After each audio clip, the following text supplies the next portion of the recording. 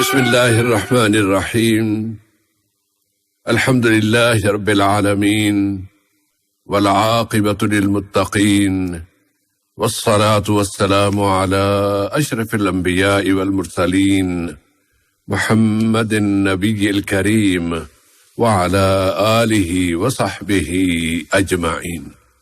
Urdu radio سے programme نور اسلام سننے والوں کی خدمت میں محترم مولانا عبدالباسط العمری صاحب اور سیف الرحمان کی جانب سے السلام علیکم ورحمۃ اللہ وبرکاتہ۔ سامعین، پروگرام کے معمول کے مطابق پہلے حصے میں ٹیلی فون کے ذریعے سوالات، پھر دعا، اور اس کے بعد پھر ایس ایم ایس کا کوئی سوال اگر ممکن ہوا تو شامل کر لیں گے۔ ٹیلی فون نمبر ہے 44344377۔ سابقہ نمبر تبدیل ہو چکے ہیں، اب جو نمبر ہے جس پہ آپ رابطہ قائم کر سکتے ہیں وہ ہے 44344377۔ آج کے پروگرام کی پہلی کال ریسیو کرتے ہیں۔ السلام علیکم۔ السلام علیکم جی، کون تھا؟ نہیں بولنا چاہ رہے، چلیے کوئی بات نہیں، اللہ تعالیٰ خیریت ہے۔ السلام علیکم۔ ہلو، السلام علیکم۔ وعلیکم السلام ورحمۃ اللہ وبرکاتہ۔ جی میرا نام عبد المجید ہے۔ جی عبد المجید بھائی، خوش آمدید۔ میرا سوال یہ ہے، میرا سوال وضو کے متعلق ہے۔ ضرور بھائی۔ کہ اگر وضو ہم لوگ سمجھو کرتے ہیں رواج بیسن میں، جیسے لنگی پہ ہے، اور اگر ہم لوگ ایک قدم مطلب پاؤ اٹھایا وضو کرنے کے لیے تو دوسرے وہ گھٹنے تک مطلب لنگی اٹھتی ہے، تو اس سے کیا وضو ہوتی ہے یا مکروہ ہوتی ہے یا ہوتی نہیں؟ اچھی بات ہے۔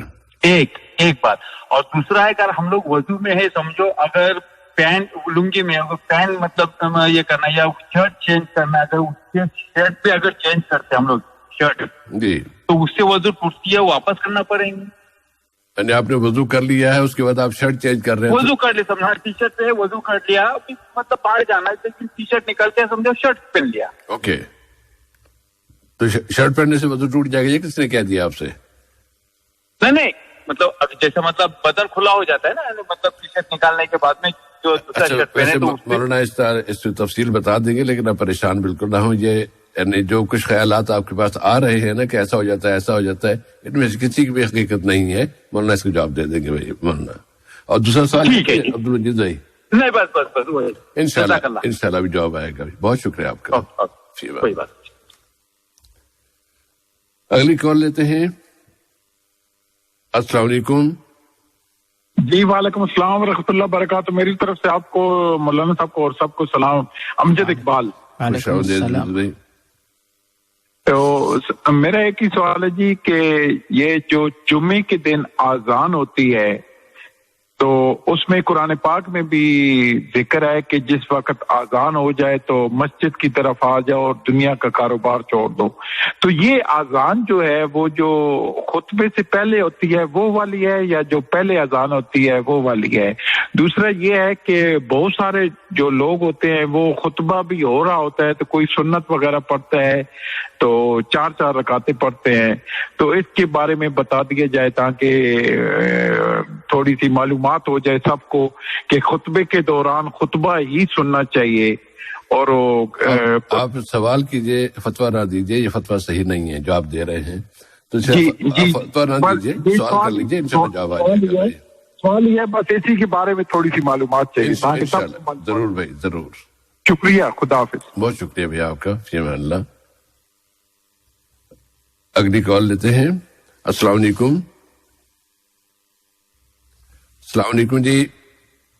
السلام علیکم ورحمۃ اللہ وبرکاتہ۔ وعلیکم السلام ورحمۃ اللہ وبرکاتہ۔ سر میرا نام ابو کلام ہے۔ ابو کلام جی، کیا سوال ہے؟ سر میرا سوال ہے کہ جیسے وضو بنانے کے لیے ادھر وہ بیسن ہوتا ہے نا، واش بیسن کھڑا ہو کے ہاتھ منہ دھونے کے لیے جی، تو اس میں ہاتھ منہ دھل کے کلی کر کے مسا کر لیتے ہیں، لیکن پیر جو دوسرا نیچے ایک نل ہے اس میں تھوڑا 2-3 قدم چل کے دھلتے ہیں، تو اس میں کوئی حرج ہے؟ اچھی بات۔ ایک سوال ہے۔ اور دوسرا ایک سوال ہے سر، میں فیس بک میں دیکھا تھا پوسٹ ہے کہ صدق اللہ العظیم جو قرآن پڑھنے کے بعد میں بولتے ہیں یہ صحابہ سے رسول سے ثابت نہیں ہے، اس لیے بھی جاننا سر. اچھی بات ہے. ٹھیک ہے جی, السلام علیکم ورحمۃ اللہ وبرکاتہ. وعلیکم السلام ورحمۃ اللہ وبرکاتہ. بہت شکریہ ابو کلام جی. اور اگلی کال.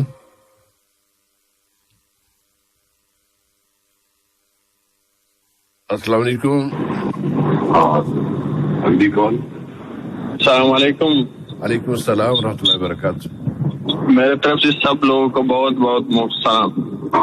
جی آپ کا نام بتا دیں گے بھائی اپنا؟ میرا نام ابوبکر صدیق. جی ابوبکر صاحب کیا سوال ہے؟ میرا سوال یہ ہے, بہت جب پٹھان جو شلوار قمیض پہنتے ہیں نا, جی وہ جب میں ابھی ایسا ہوں نا, میں رات کو ڈیوٹی سے آتا ہوں, وہ کبھی کبھی میں میرا شلوار ہے اور بنیان معلوم ہے نا, شرٹ یا بنیان؟ بنیان. اوکے. وہ بھی ہے نا, لیکن میں قمیض کبھی کبھی نہیں پہنتا ہوں, میں نماز پڑھتا ہوں. پھر وہ نماز ہوتا ہے یا نہیں ہوتا ہے, میرا یہ سوال ہے. اچھی بات ہے. جو آپ بنیان پہنتے ہیں اس میں وہ بازو والی بنیان ہے یا بغیر بازو؟ وہ کٹ بازو والا ہے نا, کٹ بازو والا. ایسا نہیں بازو ہے, لیکن وہ ادھر ہی تھوڑا سا وہ جو چھوٹا ہے, پورا ہاتھ کا نہیں ہے وہ بازو. اچھی بات ہے. انشاءاللہ. ہاں انشاءاللہ کوشش کروں میں. انشاءاللہ جواب آئے گا. بہت شکریہ. Thank you. بہت شکریہ بکر بھائی آپ کا. بارک اللہ. اگلی کال لیتے ہیں. السلام علیکم. السلام علیکم ورحمۃ اللہ وبرکاتہ. وعلیکم السلام ورحمۃ اللہ وبرکاتہ. جی کیسے ہیں بھائی آپ؟ ندیم بھائی خیریت الحمدللہ. جی الحمدللہ. مفتی صاحب کو میرا سلام عرض. وعلیکم السلام. میں نے پہلی کال کیا تھا لیکن وہ نیٹ ورک کی وجہ سے وہ بات نہیں ہو پایا آپ سے. اچھا چلیے الحمدللہ. آپ سوال بتا دیں بھائی. جی میرے دو سوال ہیں. ضرور. جی ایک سوال تو ہے, جیسے کہ ہم کسی کے ساتھ کاروبار کرتے ہیں کوئی. جی ہیلو. جی بھائی جی کاروبار جی کسی کے ساتھ ہم نے کوئی مطلب کام کیا کسی کے ساتھ, مطلب جیسے کہ تو وہ کام میں کیا ہوا, اس میں پہلے اس میں لاس ہو گیا کچھ بھی کر کے.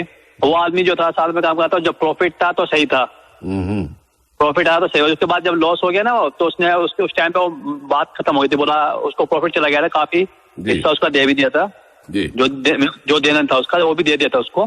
80% دے دیا تھا پھر بھی. اور اس کے بعد کیا ہوا, پھر وہ دوبارہ پھر اس میں پریشان کرنا اسٹارٹ کیا.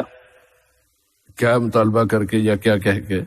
اب وہ بولا نہیں میں نے ایسی بات نہیں کہی تھی, میں تو ایسی بات کہی تھی کہ وہ جو آپ وہ تو میں نے ایسا ادھار کے طور پہ پیسے دیے تھے. اچھا. جی جبکہ پیسے بھی اس نے واپس لے لیے تھے, وہ پروفٹ میں پیسے واپس لے رہا تھا وہ جو شیئرنگ آ رہا تھا اس میں. لیکن اس کے بعد میں اب کیا کرتا ہے, پریشان کر کے بولتا ہے کہ مطلب بہت الٹی طریقے سے کسی کو بول کے ایسے پریشان کرتا ہے, اور پھر اس کے پیسے دے دیے گئے وہ واپس جو بچا تھا نا, وہ پیمنٹ بھی دے دیا گیا. تو اس کے بارے میں یہ پوچھنا ہے کہ یہ والا جو حساب ہے یہ اس کا مطلب اس کے لیے کیا مسئلہ رہے گا دنیا میں, آخرت میں کیا اس کا کیسا چلے گا آخرت کے لیے, اس کا کیا ہوا ہے؟ انشاءاللہ تعالی اللہ خیر کرے. جی اللہ اس کو بھی اس کے لیے میرا ایک مسئلہ تھا, یہ پوچھنا ہے. مسئلہ میرا ایک تو بات میری یہی ہے, ایک تو سوال تو میرا یہ تھا. جی دوسرا کیا تھا سوال آپ کا؟ جی اس کی تو جی دوسرا سوال میرا ہے, جیسے ہم یہ صراط التسبیح پڑھتے ہیں نا. جی صراط التسبیح کے بارے میں کوئی بات اس کے لیے کوئی تفصیل بتا دیں کہ مطلب یہ کہاں سے ہے, کیسے پڑھ سکتے ہیں اس کو, کہاں پڑھ سکتے ہیں؟ اچھی بات ہے. جی اس کی تفصیل آ جائے تو پھر چاہیے اس کے لیے نا. انشاءاللہ تعالی. جی اس کے لیے کیا اثر ہے, کیا ہے سب چیز؟ ضرور. جی انشاءاللہ بھائی. بہت شکریہ آپ کا بھائی. آپ کا بھی جزاک اللہ خیر بھائی. السلام علیکم ورحمۃ اللہ وبرکاتہ. فی امان اللہ جی, فی امان اللہ. ایک اور کال ابھی آ رہی تھی لیکن ابھی اس لمحے شاید پتہ نہیں کیوں کٹ گئی ہے. اگر آ جائے تو اچھی بات ہے, ورنہ پھر پروگرام آ گئی ہے ایک کال. السلام علیکم. السلام علیکم سیف الرحمان بھائی, ہم محمد اقبال بلوچ ہیں. بلوچ صاحب اللہ تعالیٰ آپ کو صحت دے مکمل. انشاءاللہ آمین آمین. تو دیکھو ہم جمعہ کا نماز نہیں پڑھ سکتا ہوں مسجد میں, ہم ادھر نماز پڑھ رہا ہوں, یعنی 2 رکعت جمعہ کے دن 2 رکعت فرض پڑھنا, 4 رکعت ظہر کا نام لے لوں. جی. اور دوسرا سوال یہ کہ یہ جو مسجد میں جا نہیں سکتا ہوں, اور ہم یہ لوگ بولتے ہیں مسجد میں ہمارا کام خراب ہے, مسجد میں نہیں جا سکتا ہوں. یعنی یہ سوال یعنی جمعہ کے دن 2 رکعت ہے لیکن ہم ادھر پڑھتا ہوں 4 رکعت پر ظہر کا نام لیتا ہوں. صحیح ہے نا؟ جی انشاءاللہ صحیح ہے. اور ابھی مولانا جی انشاءاللہ. خدا حافظ. بارک اللہ فی امان اللہ. اور اب ہم آتے ہیں دعا کے مرحلے کی طرف. آپ کو یاد ہوگا کہ گزشتہ حلقے میں ہم نے جو دعا پیش کی تھی مختصر تھی. اور کیا یاد ہے آپ کو کہ دعا کون سی تھی؟ عام طور پہ مختصر دعائیں یاد جلدی ہو جاتی ہیں اور جلدی بھول بھی جاتی ہیں. دعا تھی اللہم انی اسألک الیقین والعفو والعافیت فی الدنیا والآخرہ. اے اللہ میں دنیا اور آخرت دونوں جہانوں میں تجھ سے یقین، عفو اور عافیت کا سوال کرتا ہوں. یہ سوال یا یہ دعا ہے جو ہم نے گزشتہ حلقے میں پیش کی تھی اور یاد کی تھی. آج کے حلقے میں اس سے بھی زیادہ مختصر دعا جو کہ ایک طویل یا تھوڑی سی لمبی دعا کا ایک حصہ ہے، اور وہ ہے اللہم زدنا ولا تنقصنا. اے اللہ تو اضافہ فرما ہمارے معاملات میں، ولا تنقصنا اس میں کمی نہ کر، ہمارے علم میں، ہماری صحت میں، ہمارے رزق میں، ہماری عبادات میں، یعنی ہر خیر اور ہر بھلائی اس میں تو مسلسل اضافہ ہی فرماتا جا، اس میں کمی نہ کرنا. اللہم زدنا، اور دے اور دے اور دے. دنیاوی معلومات بھی اس میں شامل ہے، نیک اعمال بھی اس میں شامل ہے، اور علم بھی اس میں شامل ہے. علم کے بعد اس سے استفادہ بھی اس میں شامل ہے.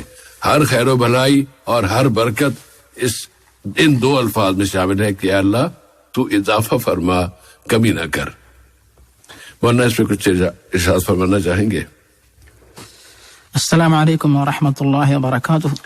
علیکم السلام ورحمۃ اللہ وبرکاتہ. الحمد للہ رب العالمین والصلاة والسلام على عبده ورسوله نبینا محمد وعلى آلہ واصحابہ اجمعین. اما بعد. بسم اللہ الرحمن الرحیم. یہ صاحب بھائی ماشاء اللہ ایک اور بار صاحب بھائی نے جو ہے ہم سب لوگوں کو، اللہ کے بندوں کو اور بندیوں کو اللہ تعالیٰ کے ساتھ جوڑنے کا ایک اور ذریعہ جو ہے وہ پیش کیا ہے، جو کہ سارے مسلمان مرد و خواتین اللہ تعالیٰ کے ساتھ رابطہ قائم کرتے ہیں. اس کا ذریعہ جو ہے یہ ہے دعا. اور ان دعاؤں میں سے جو ہے اللہ تعالیٰ کے دربار میں ہر قسم کی بھلائی میں اضافہ اور کسی بھی قسم کی کمی نہ ہونے پائے، تو اس دعا کے بارے میں جو ہے یاد دہانی کروائی گئی. تو تشریح صاحب بھائی نے چونکہ کر دی ہے تو ہم گزارش یہی کریں گے کہ اس دعا کو ہمارے اپنے سارے مسلمان بھائی اور بہنیں یاد کریں، اور اپنے گھر کے جو چھوٹے بچے ہیں، بچیاں ہیں، ان کو بھی یاد دلائیں اور ثواب حاصل کرتے رہیں. جی صاحب بھائی. جزاکم اللہ خیر. اس دعا کے حوالے سے میں عام طور پہ پہلے بتا دیتا ہوں لیکن اب ذہن میں نہیں رہا. یہ جو حدیث ہے جس سے یہ دعا لی گئی ہے وہ ترمذی میں، نسائی سنن الکبریٰ میں، اسی طرح عبدالرزاق، الحاکم، البزار، عبد ابن حمید، شیخ عبد القادر الارناؤوط، ان سب نے اس حدیث کو اور اس دعا کو بیان کیا ہے، اور حدیث صحیح ہے، دعا صحیح ہے. جی صاحب بھائی. اب آتے ہیں سوالات کی طرف. سب سے پہلا سوال عبد المجید صاحب کی طرف سے آیا کہ وضو کرتے ہوئے واش بیسن پر جب پاؤں دھونے لگتے ہیں، لنگی باندھی ہوئی ہے، تو کچھ لوگ لنگی پہنتے ہیں، تو اگر دونوں میں سے جو بھی ہے تو اس میں اگر جب پاؤں دھونے کا مرحلہ آتا ہے تو اس وقت لنگی گھٹنے تک اگر اٹھ جائے یا اس سے تھوڑا اوپر بھی چلی جائے تو کیا اسے وضو ٹوٹ جاتا ہے یا کوئی مسئلہ نہیں ہے؟ جی صاحب بھائی، آپ نے موصوف کے سامنے اختصار کے ساتھ وضاحت کر دی کہ وضو کے سلسلے میں اس طرح کے خیالات اور اوہام ان کا ازالہ کر لیں، ان کو دور کر لیں. یہ ہوگی پہلی بات. دوسری بات یہ ہے کہ الحیاء من الایمان، شرم و حیا ایمان کا ایک حصہ ہے. اس اعتبار سے جو ہے جب آپ وضو کر رہے ہوں یا کوئی بھی کام اس طرح کر رہے ہوں، الا یہ کہ بند کمرے میں حمام بند ہے یا جہاں پہ وضو کر رہے ہوں کوئی آنے کا امکان نہیں، آپ کے جسم کے اس حصے کو ناف سے لے کر گھٹنوں تک کوئی دیکھنے کا امکان نہیں، ایسا اندیشہ نہیں ہے، تو آپ جب وضو کر رہے ہوں تو صرف لنگی گھٹنے سے اٹھ جائے یہی نہیں، بلکہ اس سے بھی کم لباس کیوں نہ ہو، اس کے باوجود جو ہے آپ کا وضو اپنی جگہ صحیح ہوگا، اس میں کوئی حرج نہیں ہے، کیونکہ اس طرح جو ہے گھٹنے سے کپڑا اٹھ جانے پر کیا وضو ٹوٹتا ہے، تو ٹوٹنے کے بارے میں کوئی دلیل نہیں ہے۔ اسی لیے علماء کی تحقیق یہ ہے کہ اس طرح اگر کپڑا جو ہے بلکہ گھٹنے سے اوپر ہی نہیں بلکہ سطر کے اوپر بھی کوئی کپڑا نہ ہو، تب بھی جو ہے وضو مکمل ہوگا، وضو ٹوٹتا نہیں ہے۔ لیکن شرم و حیا کا تقاضا یہ ہے کہ وضو کے وقت جو ہے جسم پر کوئی نہ کوئی لباس رہے، ورنہ اس کے بغیر بھی وضو صحیح ہو جاتا ہے۔ اسے بھائی جزاک اللہ خیر۔ اس کے علاوہ کچھ اور بھی انہوں نے شرٹ اور بنیان اور اس طرح کا ذکر کیا تھا، شاید جو کسی اور سوال میں۔ جی سر بھائی، اس کو ہم اس طرح جوڑ لیتے ہیں تو موصوف کو جو شک ہوا کہ جب یعنی ناف سے لے کر گھٹنوں تک تو ہم نے کہا کہ کم از کم یعنی سطر پوشی کا آخری درجہ ہے، اور مکمل طور پر لباس پہننا یہ سطر پوشی کا ایک مکمل حصہ ہے۔ اس اعتبار سے اگر کوئی شخص جو ہے کپڑے پہنتا ہے، وضو کرتا ہے، یا کپڑوں کے بعد جو یا وضو کرنے کے بعد کپڑے تبدیل کرتا ہے، کپڑے تبدیل کرنے کے لیے اپنی قمیص یا شرٹ یا بنین وغیرہ اتارتا ہے، جب بنین اتارتا ہے تو اوپر کا حصہ جو ہوتا ہے وہ جو ہے کھل جاتا ہے، تو اس کی وجہ سے جو ہے اس کا وضو ٹوٹتا نہیں ہے، اس میں کوئی حرج نہیں ہے۔ ویسے جو لوگ واش روم میں رہتے ہیں اور جب غسل کرتے ہیں، نہاتے ہیں، تو نہاتے وقت جو ہے جسم پر اوپر کے حصے میں تو لباس ہوتا ہی نہیں، تب بھی وضو کرنا یہ مشروع ہے، مسنون ہے، وضو صحیح ہوتا ہے، مکمل ہوتا ہے۔ اس اعتبار سے جو ہے جسم کے اوپر کا حصہ یا کسی بھی کوئی بھی حصہ اگر کھل جاتا ہے تو اس کی وجہ سے وضو پر کوئی اثر نہیں پڑتا ہے، کیونکہ اس کے بارے میں وضو توڑنے کے بارے میں کوئی شرعی دلیل نہیں پائی جاتی ہے۔ جس سے بھائی جزاکم اللہ خیر۔ عبد المجید بھائی، بہت واضح طور پہ اگر میں بغیر کسی ہچکچاتے ہوئے کچھ اگر عرض کرنا چاہوں تو یہ ہے کہ کپڑے بدلنے سے، کپڑے کے جسم سے اتر جانے سے، جسم کے کسی بھی حصے کے اریاں ہو جانے سے وضو کبھی نہیں ٹوٹتا، وضو سے اس کا کوئی تعلق ہے ہی نہیں۔ کپڑا یہ کپڑا بدلا، یہ کپڑا، اگر آپ نے پورے کپڑے بھی واش روم میں کہیں اتار دیے ہیں اور آپ اسی طرح وضو آپ نے پہلے کر لیا تھا، تب بھی آپ کا وضو نہیں ٹوٹے گا۔ یہ جو بات اگر کوئی کر رہا ہے تو وہ صحیح نہیں ہے۔ جی سر بھائی جزاک اللہ خیرن۔ امجد اقبال صاحب کا سوال پہلا کہ جمعے کے قرآن پاک میں سورہ جمعہ میں آیا کہ جب تمہیں ذکر کے لیے بلایا جائے تو تم اپنے کاروبار چھوڑ کے آ جاؤ، تو کون سی اذان مراد ہے؟ یہ صاحب ہے بے شک موصوف کا یہ جو سوال ہے کہ یا ایھا الذین آمنوا اذا نودی للصلاۃ من یوم الجمعۃ فاسعوا الی ذکر اللہ وذروا البیع ذلکم خیر لکم ان کنتم تعلمون۔ تو یہاں پر اللہ تعالیٰ نے تمام مسلمانوں کو جو جمعہ کی نماز کے مکلف ہیں ان کو جو ہے جمعہ کی اذان سن کر فوراً تمام دنیا کے کام اور کاروبار چھوڑ کر اللہ تعالیٰ کے ذکر کی طرف جو آنے کا حکم دیا ہے، اس کے بارے میں علماء کی تحقیق یہ ہے کہ یہاں پر ذکر سے مراد جمعے کا خطبہ ہے، اور اس کے بعد جو ہے خطبے کے بعد نماز شامل ہوتی ہے، اور اس اذان سے مراد جو ہے خطبے کے وقت جو اذان ہوتی ہے یہ اذان یہاں پہ مراد ہے، کیونکہ پیارے نبی صلی اللہ علیہ وسلم کے دور میں ایک ہی اذان تھی، اور اس کے بعد جب آبادی زیادہ ہو گئی، لوگ جو ہے مسجد میں آنے تک دیر ہو رہی تھی، لوگوں کو جمعہ کی نماز کے وقت کے بارے میں یا تو علم نہیں ہوتا یا پھر لوگ اس کو جو ہے یاد نہیں رکھتے، تو بخاری کی حدیث میں یہ بات وارد ہے کہ عثمان بن عفان رضی اللہ تعالیٰ عنہ نے مدینہ منورہ کے بازار میں اذان کا جو ہے انتظام کروایا تاکہ لوگوں کو اطلاع ہو، اور جو دور دور رہنے والے بھی جلدی جو ہے جمعہ کے خطبے کے آغاز سے پہلے مسجد میں آ کر حاضر ہو کر خطبہ اور نماز سے استفادہ کریں۔ جسے بھائی جزاک اللہ خیرن۔ اور دوسرا سوال خطبے کے دوران سنت پڑھنے کے حوالے سے تھا، اور ساتھ میں انہوں نے کہا کہ لوگ 4 سنتیں پڑھ رہے ہوتے ہیں، اور حالانکہ اسے سنت بس صرف خطبہ سننا چاہیے، اس کی ذرا وضاحت فرما دیں۔ جس سے بھائی جو جمعہ کی عبادت ہوتی ہیں اس کے کئی حصے ہوتے ہیں، ان میں پہلا حصہ یہی ہے کہ اذان سے پہلے حاضر ہوں، دوسرا حصہ یہ ہے کہ جمعے کا خطبہ غور سے سنیں، کوئی بھی غیر مناسب حرکت نہ کریں اور امام صاحب کی اقتداء میں جمعہ کی نماز پڑھیں. یہ سب جمعہ کے اہم حصے ہیں. اس کے بعد جو ہے امام صاحب نماز پڑھا کر فارغ ہونے کے بعد جو جمعہ کے بعد والی سنت ہے 2 یا 4 رکعت ادا کریں. اور جمعہ سے پہلے جو سنت یا نفل کے بارے میں جو بات ہمیں احادیث میں یا دلائل میں ملتی ہے وہ یہی ہے کہ پیارے نبی صلی اللہ علیہ وسلم نے جس بات کی ترغیب دی ہے کہ جمعہ کے دن اذان سے پہلے جلدی آ جائیں اور جتنی توفیق ہو اتنی رکعات پڑھتے رہیں، 2 اور 2 اور 2 کے حساب سے جتنا موقع ملے پڑھیں. اور اگر تھک گئے ہوں تو پھر آپ بیٹھیں، قرآن کی تلاوت کریں، سورۃ الکہف کی تلاوت کریں، درود پڑھیں، دعا کریں، ذکر کریں، یا پھر آپ خاموش بیٹھیں تو آپ کو اختیار ہے. مطلب یہ ہوا کہ جمعہ کے خطبے سے پہلے جلدی آ کر کثرت سے نوافل پڑھیں.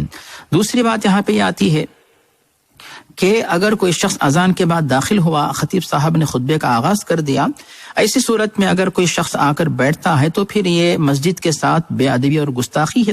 اسی لیے پیارے نبی نے حکم دیا، جب ایک صحابی خطبے کے آغاز کے وقت آئے تھے تو پیارے نبی نے کہا کیا تم نے تحیۃ المسجد پڑھی؟ انہوں نے کہا کہ نہیں. تو نبی کریم نے کہا کہ اٹھو اور 2 رکعت نماز پڑھو، مختصر پڑھو اور بیٹھ جاؤ. اور اگر تم میں سے کوئی بھی اس طرح خطبے کے دوران آتا ہے تو 2 رکعت تحیۃ المسجد پڑھ کے بیٹھ جائے. تو اس طرح نبی کریم نے اس صحابی کو حکم دیا. اس حدیث کی روشنی میں بات واضح ہوتی ہے، اگر آپ جلدی آ جاتے ہیں تو تحیۃ المسجد پڑھ کے بیٹھیں، اور اگر کسی وجہ سے مجبوری کی وجہ سے دیر سے آتے ہیں تو کم از کم تحیۃ المسجد پڑھ کے آپ اس کے بعد جو ہے خطبہ سننے کے لیے بیٹھ جائیں.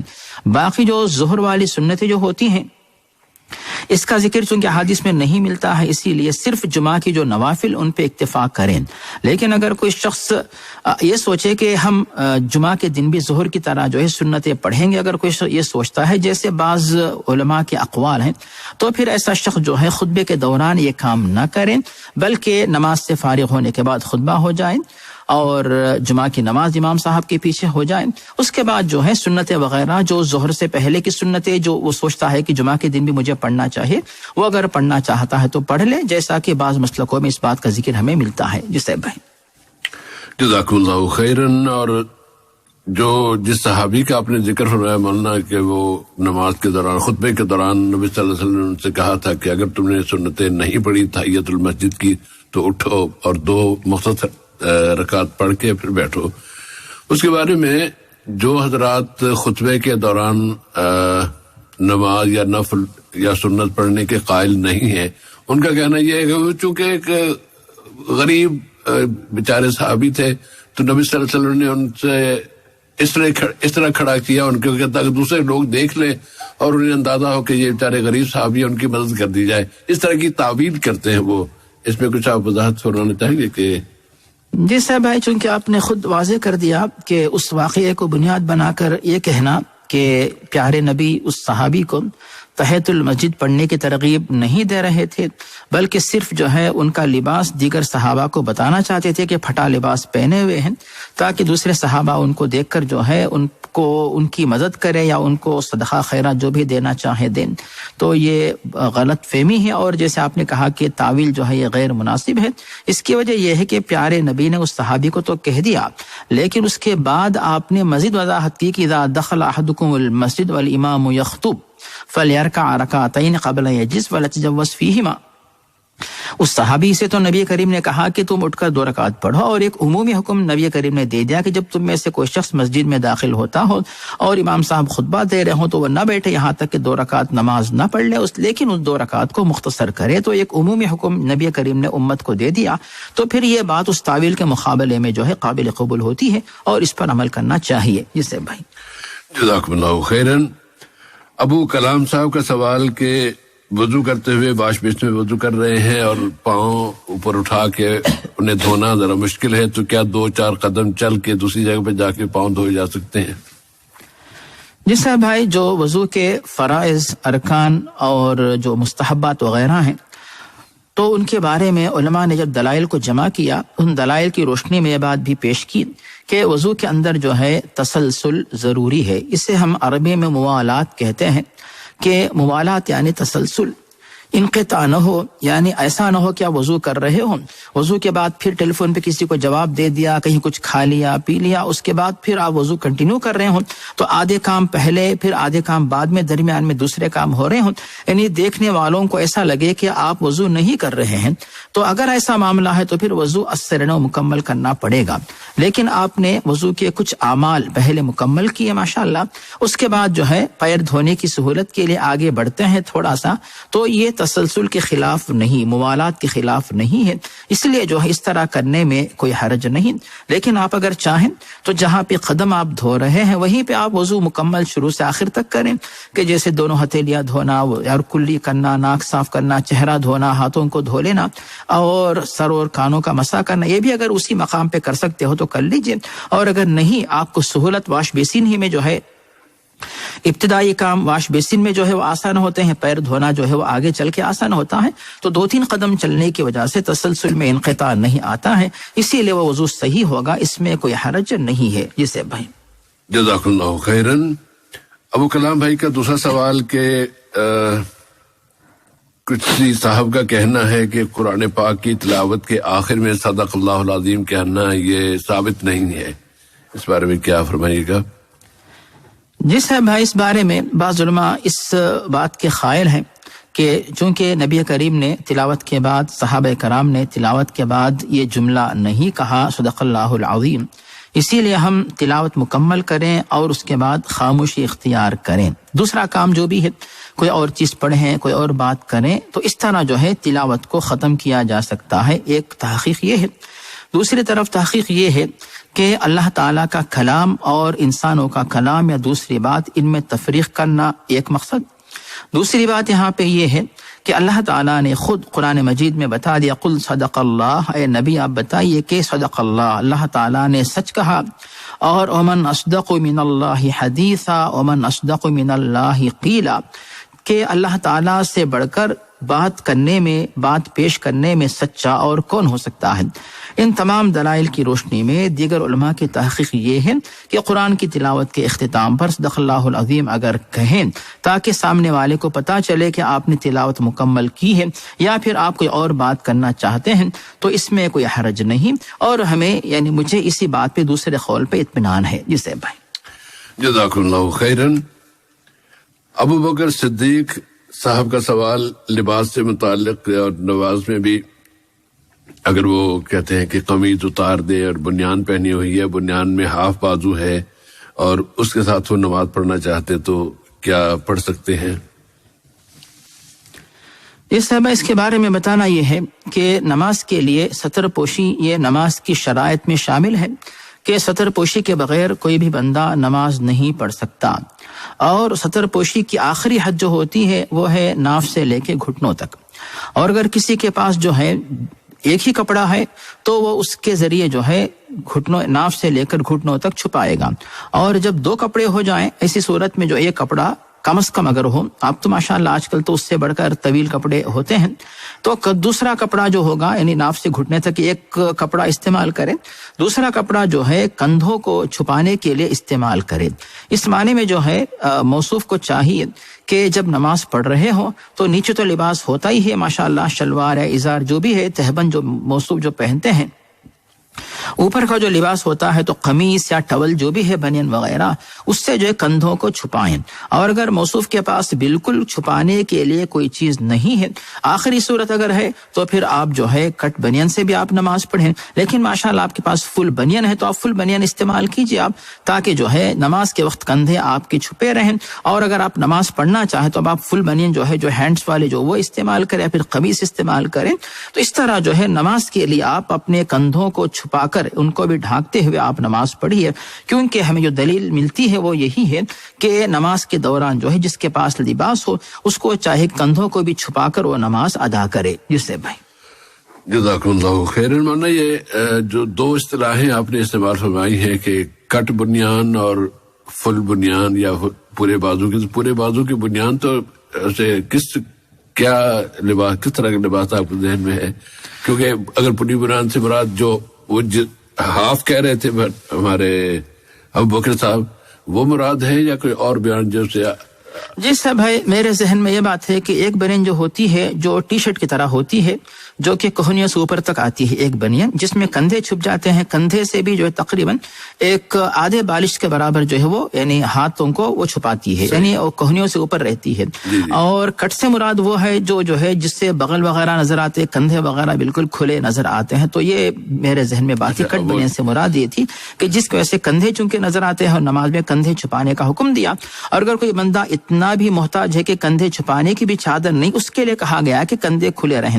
لیکن ماشاءاللہ موصوف کے پاس جو بھی ہیں آج کے دور میں مسلمان، ان کے پاس اتنا تو لباس ہوگا کہ کندھے چھپا سکتے ہیں، تو ان کو چاہے کہ کندھے چھپا کر نماز پڑھیں. یہ صاحب ہے مولانا، آپ کو ان صحابی کا نام یاد ہے جنہوں نے ایک دفعہ مسجد میں اپنے جسم کے اوپر کی چادر اتار کے سائڈ پہ رکھی، گرمیوں کا موسم تھا، سائڈ پہ رکھی اور وضو کر کے آئے اور نماز شروع کر دی؟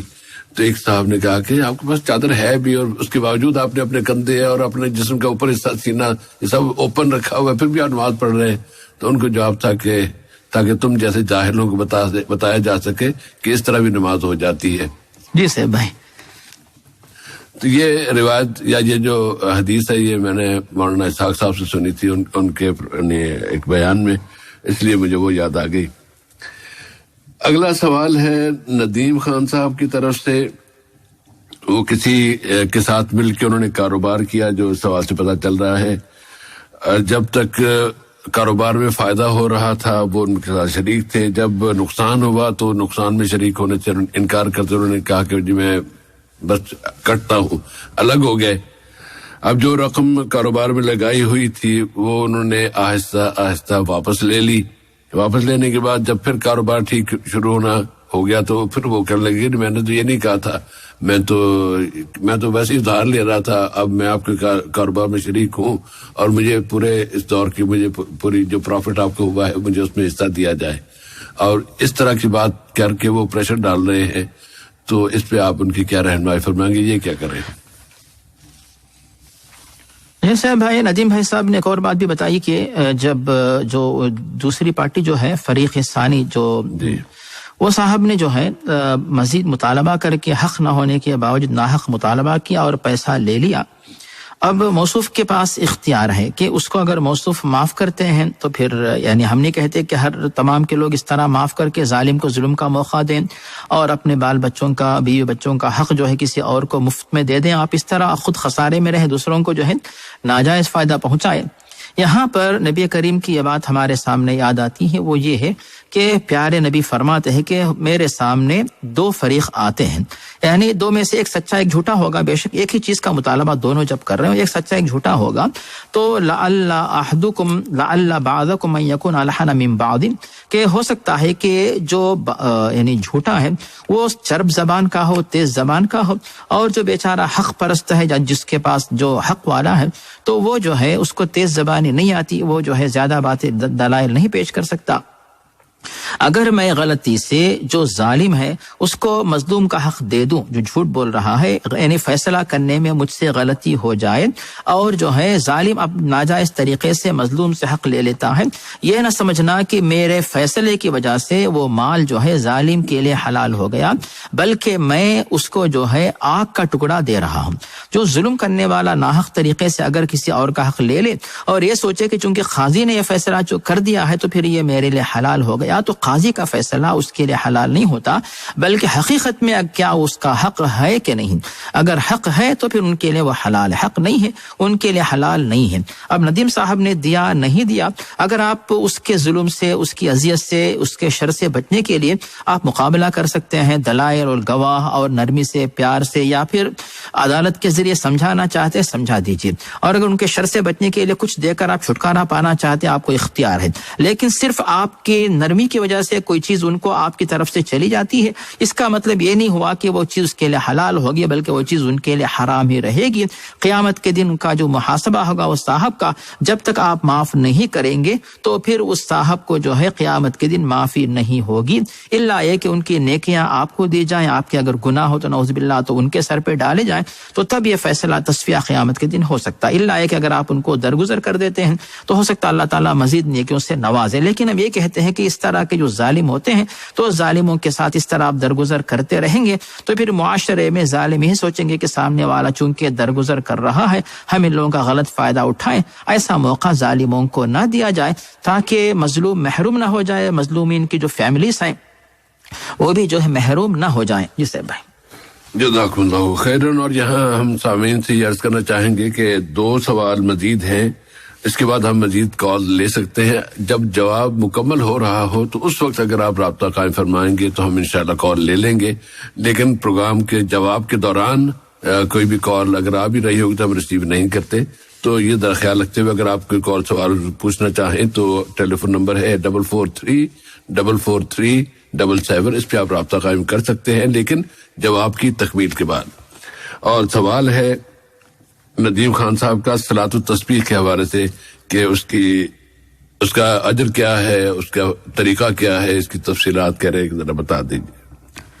جس صاحب اس کے بارے میں تفصیلات شاید زیادہ نہیں, اختصار کے ساتھ یہ ہے کہ اس کے بارے میں کئی علماء مطمئن نہیں کہ اس کی سند جو ہے وہ یعنی اس کے سند کے بارے میں مطمئن نہیں, لیکن شیخ البانی رحمہ اللہ اس کی سند کے بارے میں مطمئن ہے.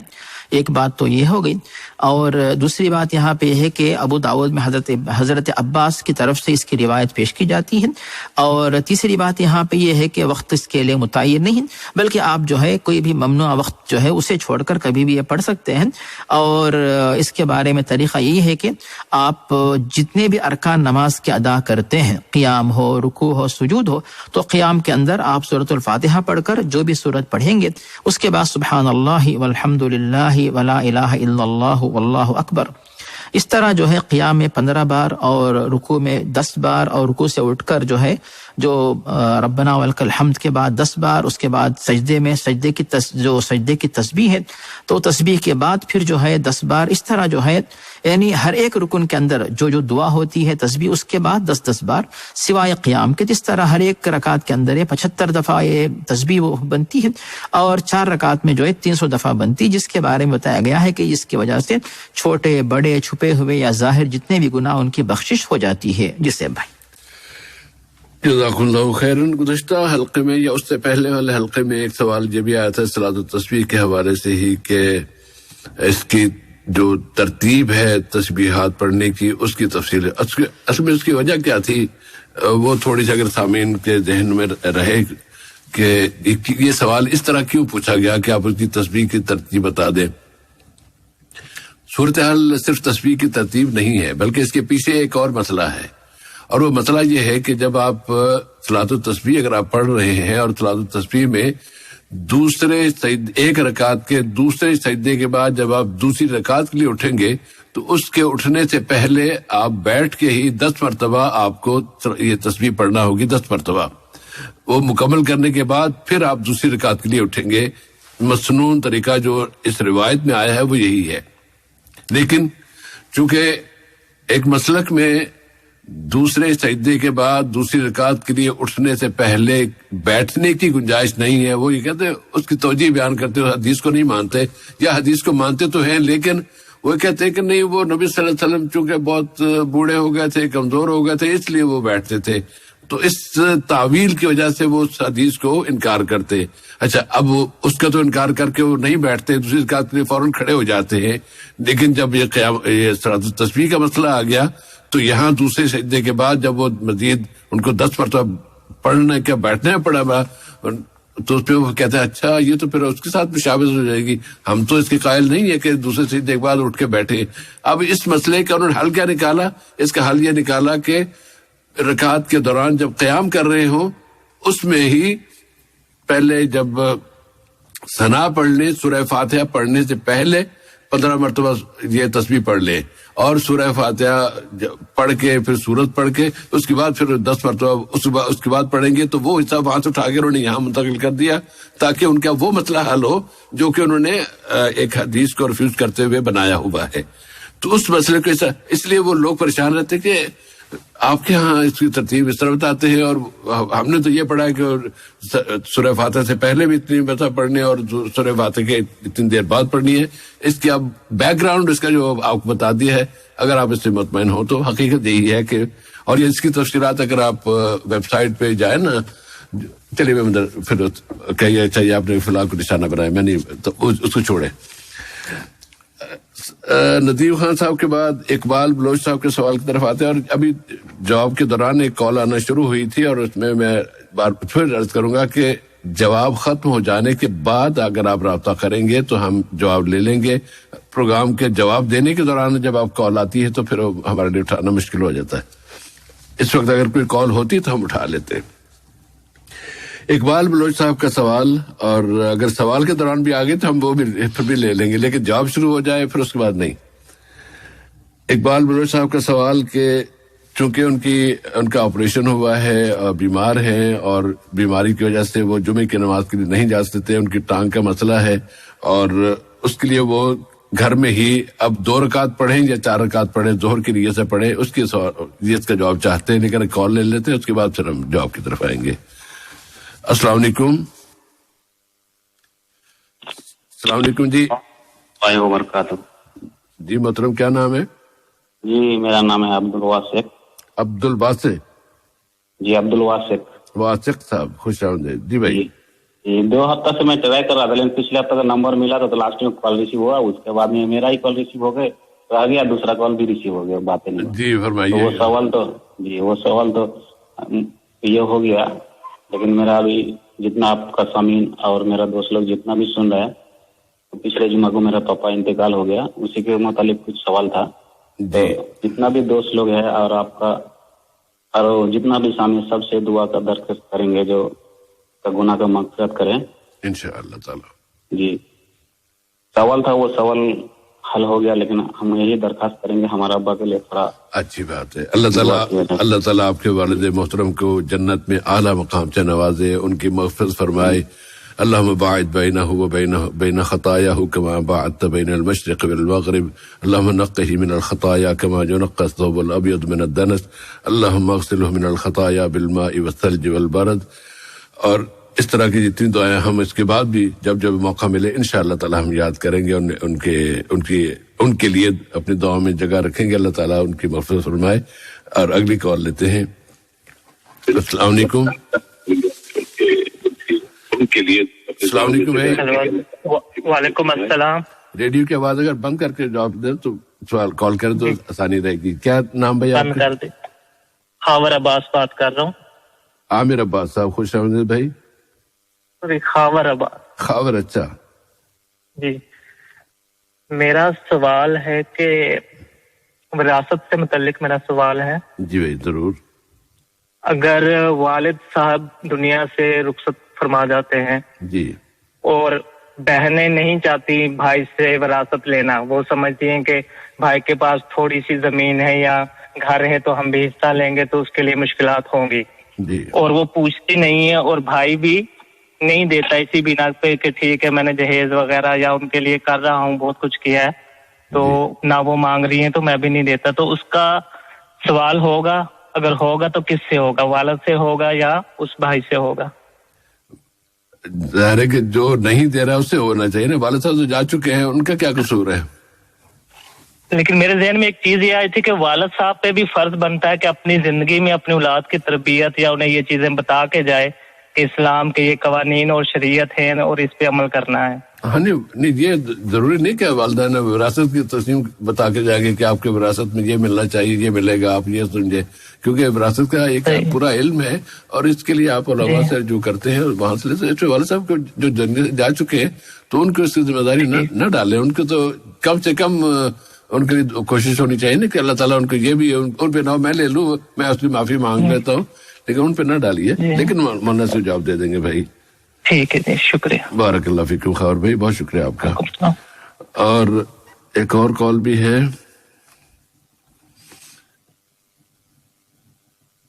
अस्सलाम वालेकुम। हेलो जी अस्सलाम वालेकुम भाई। वालेकुम सलाम सफूर रहमान जी।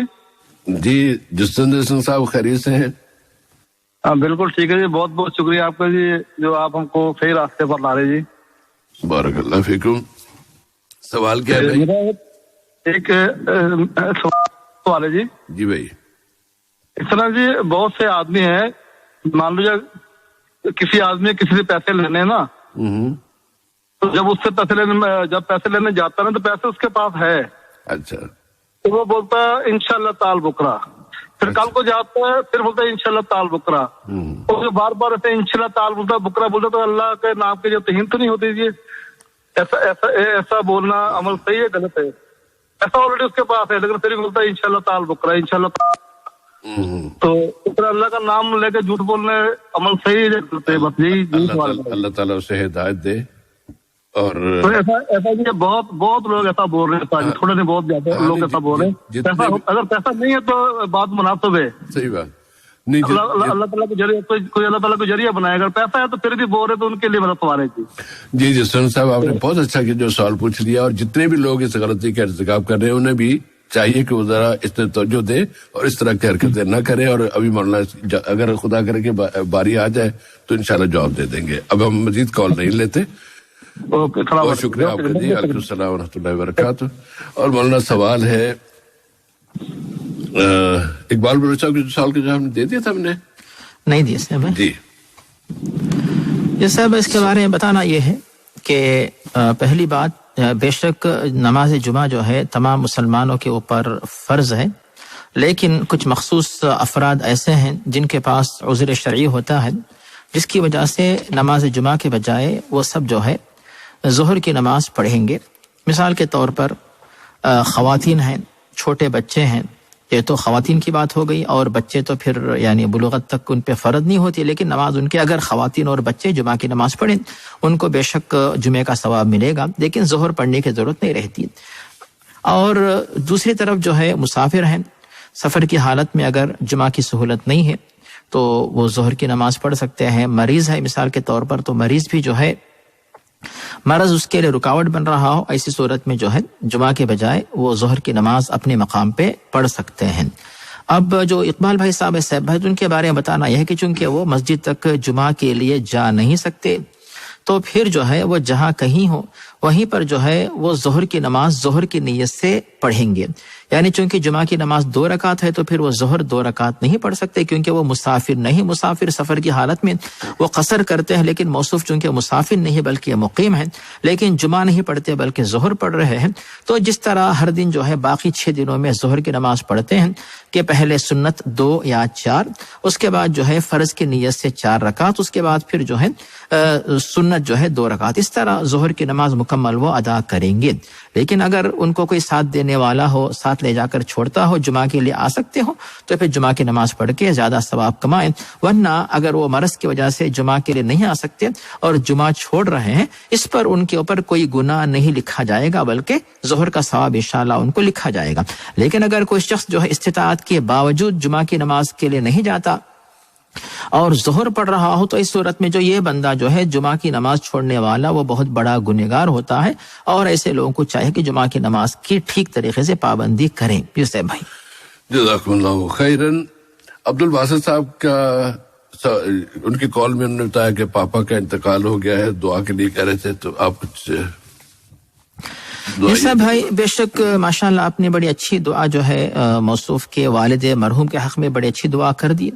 ایک بات ہوگی صاحب بھائی، اور دوسری بات یہ ہے کہ نبی کریم جو بشارت دیتے ہیں کہ انسان دنیا سے جانے کے باوجود نیکیاں تمام رک جاتی ہیں. جیسے کوئی بھی بندہ فوت ہونے کے بعد نہ نماز پڑھ سکتا ہے نہ دعا کر سکتا ہے، لیکن نیک اولاد، نیک تربیت کی ایسی اولاد موجود ہیں، ایسی اولاد کی دعائیں بھی جو ہے ایسے مرحومین کے لیے جو ہے وہ جاری رہتی ہیں. تو ہم موصوف کے بارے میں ہی سوچیں گے کہ موصوف خود بھی ماشاءاللہ دعا کر رہے ہیں اور سامعین ہمارے بھائی اور ہماری بہنوں سے دعا کروا رہے ہیں، تو پھر یہ جو ہے موصوف کے والد مرحوم کے بارے میں بہت بڑی خوشی کی بات ہے کہ ایسی نیک اولاد ہے جو اپنے والد کو یا والدین کو بھلا نہیں رہی بلکہ دعاؤں کی درخواست کر رہی ہے.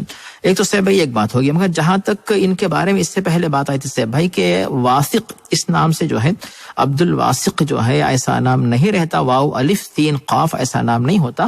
اگر واسق کہیں صرف یعنی بھروسہ کرنے والا، اعتماد کرنے والا ہو سکتا ہے، لیکن عبدال کے ساتھ یہ نام جو ہے واسق، عبد الواسق ایسا نام یعنی شرعن جو ہے وہ ٹھیک نہیں ہے. جی صاحب بھائی جی یہ سے کے ساتھ انہوں نے عام طور پہ واسق لکھا جاتا ہے، تو اور اس میں ایک فائل جو بنتا ہے اللہ تعالیٰ ہے ہونا چاہیے، اللہ تعالیٰ کا یہ نام ہونا چاہیے.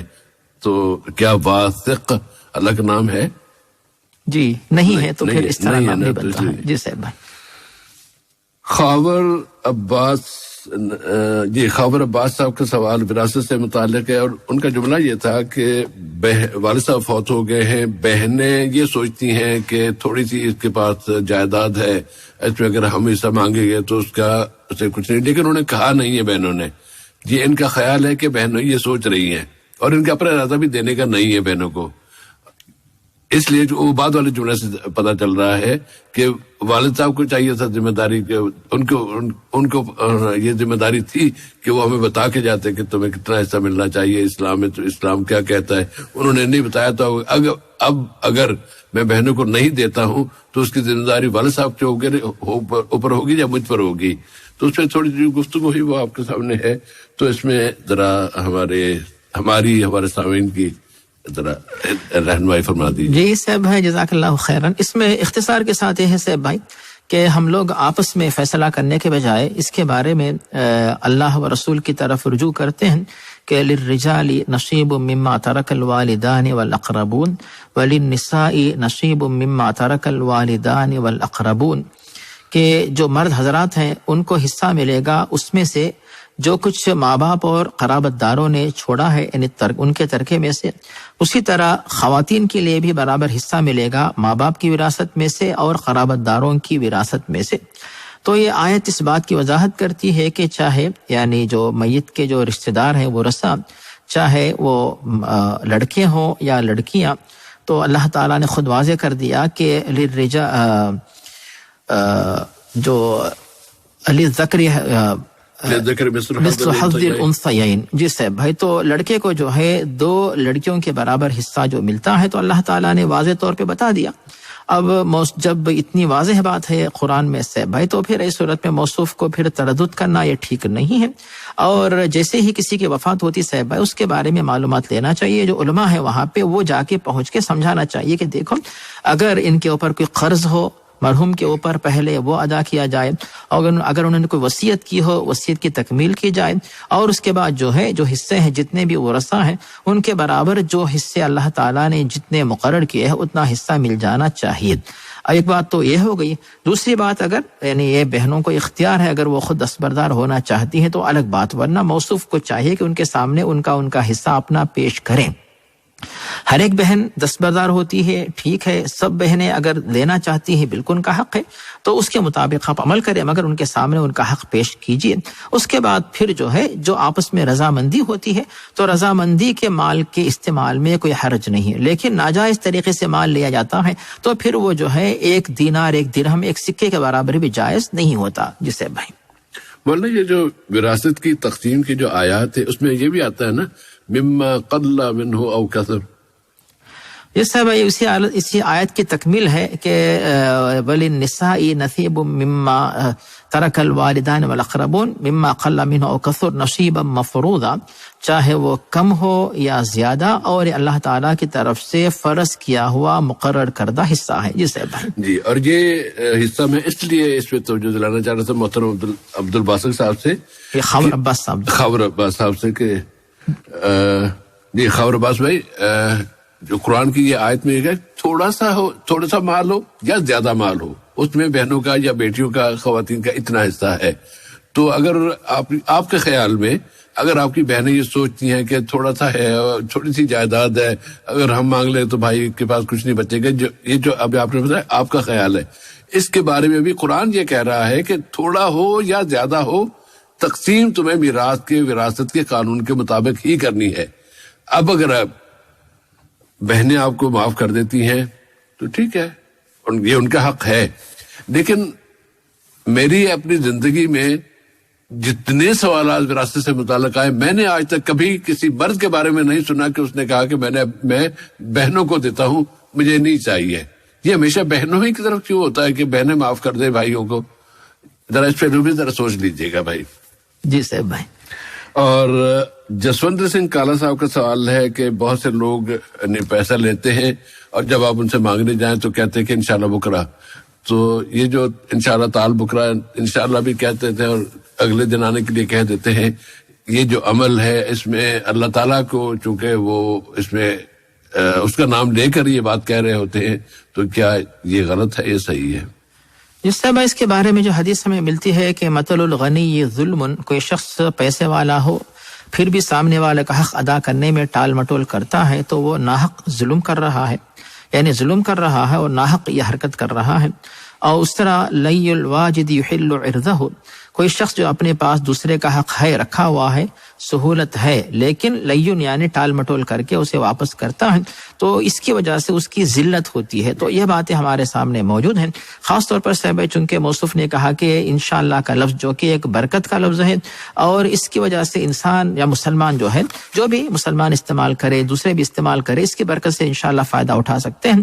تو اس کو برکت کے لیے، فائدے کے لیے، دعا کے لیے، اللہ کے مدد کے لیے استعمال کرنے کے بجائے بس سامنے والے کو جو ہے صرف واپس کرنے کے لیے ایسا لفظ استعمال کرنا، حالانکہ اس کے پاس سہولت ہے، تو بے شک یہ جو ہے اللہ تعالیٰ کو ناراض کرنے والا عمل ہے، اس طرح نہیں کرنا چاہیے۔ لیکن اس پر اللہ تعالیٰ کتنا ناراض ہوتا ہے، اللہ تعالیٰ اس ایسے شخص کے ساتھ کیا برتاؤ کرے گا، تو ہم فیصلہ نہیں کر پاتے، لیکن بے شک یہ اللہ تعالیٰ کے پاس ناپسندیدہ عمل ہے، کیونکہ اس جو بابرکت لفظ کو جو ہے غلط موقع پر، غلط معنی میں، غلط فائدے کے لیے استعمال کرتا ہے، جو کہ ایسے شخص کے لیے ٹھیک اور جائز نہیں ہے۔ جی صاحب بھائی، جزاکم اللہ خیرن۔ اور جو سوال کا ایک حصہ یہ تھا کہ اس کے پاس پیسے ہیں، اس کے باوجود وہ انشاءاللہ تعالی بکرا کہہ دیتا ہے، تو ایسے میں ظاہر کہ اس میں کوئی شک والی بات ہے ہی نہیں کہ ایک گناہ کما رہا ہے وہ، اور جتنی مرتبہ کہے گا اتنی مرتبہ اس کی گناہ لکھا جا رہا ہے کہ بھئی پیسے ہیں تمہارے نہیں ہیں، ان کے ہیں، جن سے تم نے لیے تھے، قرض لیا تھا، تو قرض ادا کر دو تاکہ تمہاری جان چھوٹے، ورنہ مشکل ہو جائے گی۔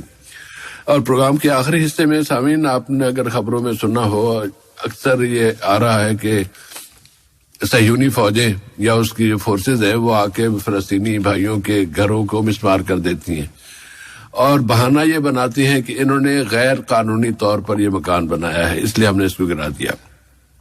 بس آپ کی اطلاع کے لیے یہ بتانا ضروری ہے کہ اسرائیلی گورنمنٹ جو ہے، جتنے بھی وہاں ہمارے مسلمان بھائی رہتے ہیں، کسی ایک فرد کو بھی آج تک انہوں نے مکان بنانے کا پرمٹ نہیں دیا ہے، وہ دیتے ہی نہیں ہیں مسلمانوں کو، صرف یہودیوں کو دیتے ہیں، باہر سے آ جائے، روس سے آ جائے، کہیں سے بھی آ جائے، ان کو مکان بنا کے دیتے ہیں، بلکہ ان کے لیے سہولت دیتے ہیں، مسلمانوں کو کبھی وہ پرمٹ دیتے ہی نہیں ہیں۔ اب مسلمان کیا کریں، چاہے وہ سال ہا سال سے ان گھروں میں رہ رہے ہوں، لیکن جب ان کو گرانا ہوتا ہے تو یہ بہانے باز قوم ہے۔ نبی صلی اللہ علیہ وسلم کے اس سے پہلے کے زمانے سے ان کے بہانے مشہور ہیں، اور موسیٰ علیہ السلام کے زمانے سے اس وقت کیا کیا وہ ان کے جھوٹے طریقے ہوتے تھے، وہ آج تک چلے آ رہے ہیں۔ بس یہ دو قومیں ہیں جن سے ہمیں اللہ تعالیٰ نے کہا کہ ان سے بچ کر رہو، ایک یہودی اور دوسرے مشرک جو شرک کرنے والے لوگ ہیں۔ تو آپ کے سامنے ہے، دعاؤں میں ہم اپنے ان تمام مظلوموں کو، اور اگر کسی جگہ پر کوئی مسلمان کسی غیر مسلم پر بھی ظلم کر رہا ہے تو ہم اس غیر مسلم کے ساتھ ہوں گے، مسلمان کے ساتھ نہیں ہوں گے، اس لیے کہ ظلم ہے، اور اللہ تعالیٰ ظلم کو ناپسند کرتا ہے۔ ہم بھی ظلم کے خلاف ہیں، چاہے وہ کسی کے ساتھ بھی کیا جائے، جس پر بھی ظلم ہوگا ہم اس کے خلاف، اس کے ساتھ کھڑے ہوں گے، اور ظالم کے خلاف ہوں گے۔ اب چاہے وہ جتنی سخت ہے، جتنی طاقت ہے، وہ اس کا استعمال ہم کریں گے، یہ ہماری ذمہ داری ہے، تاکہ ہم آخرت میں سرخرو ہو سکے۔ لیکن جہاں نہیں ہوگا، اگر بس کی بات نہیں ہے تو پھر اس کے لیے دعا تو کر ہی سکتے ہیں نا، تو دعا ہمیں ضرور اس کا سلسلہ جاری رکھنا چاہیے۔ اور اس طرح پروگرام اپنے اختتام کو پہنچتا ہے۔ آئندہ جمعے تک کے لیے اجازت۔ السلام علیکم ورحمۃ اللہ وبرکاتہ، وصلی اللہ علی نبینا محمد وعلی آلہ وصحبہ وسلم۔